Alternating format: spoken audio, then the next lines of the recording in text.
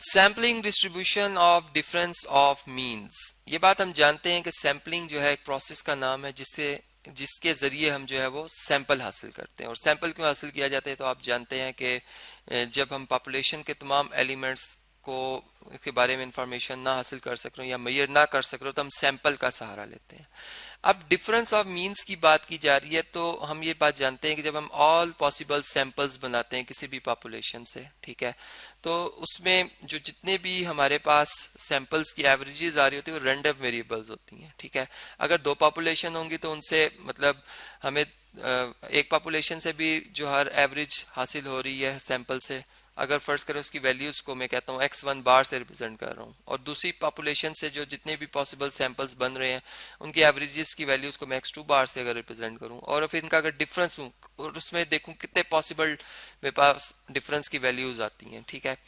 अब अगर उन डिफरेंसेस को देखा जाए तो वो भी एक रैंडम वेरिएबल है, ठीक है, और उनका अगर एक फ्रीक्वेंसी डिस्ट्रीब्यूशन टेबल बना लिया जाए, ठीक है, तो इसे हम कहेंगे कि sampling distribution of difference of means है।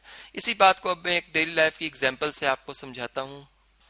जी, यहाँ पर जो हम सैम्पलिंग करेंगे, ऑल पॉसिबल सैंपल्स लेंगे, वो विद रिप्लेसमेंट की हम बात करेंगे, ठीक है। इसी तरह का एक प्रॉब्लम मैंने सॉल्व किया था जिसमें मैंने विदाउट रिप्लेसमेंट की बात की थी, वो भी आप देख सकते हैं, ठीक है।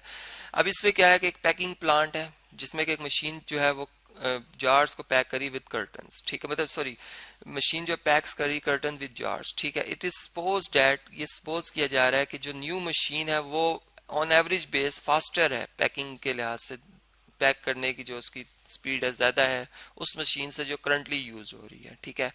और इसमें मतलब जो टाइम वो कंज्यूम कर रही है कर्टन्स को पैक करने में वो यहाँ पे रिकॉर्ड किया गया है। हमने ऑल पॉसिबल सैंपल्स निकालने इन पॉपुलेशन से जो कि यहाँ पे गिवन है, ठीक है, विद रिप्लेसमेंट, जबकि सैंपल साइज हम रखेंगे 2। और इसमें ये बात याद रहे कि जो पॉपुलेशन 1 है ये रिप्रेजेंट कर रही है जो करंट मशीन थी उसके टाइम को, ठीक है, जबकि जो न्यू मशीन है उसको उसके लिए जो है वो पॉपुलेशन 2 जो है वो रिप्रेजेंट कर रही है, ठीक है।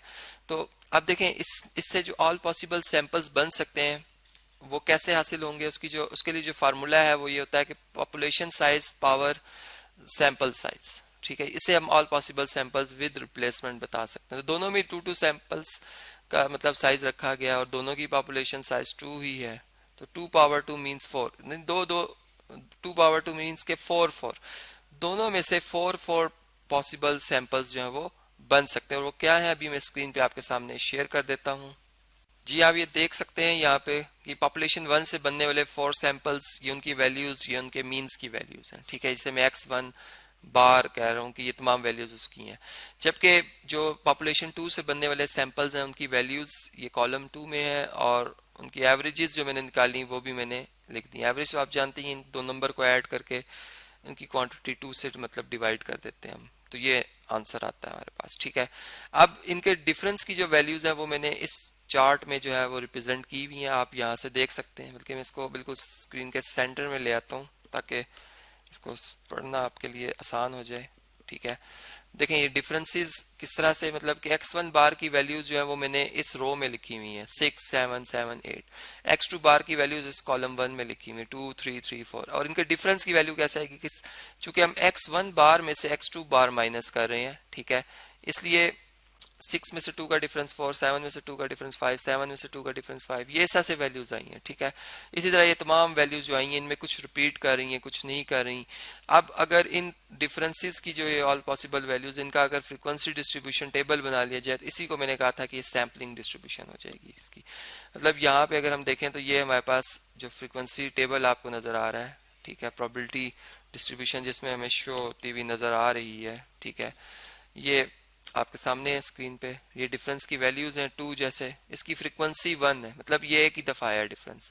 3 की फ्रीक्वेंसी 4 है, इसका मतलब 4 दफा है।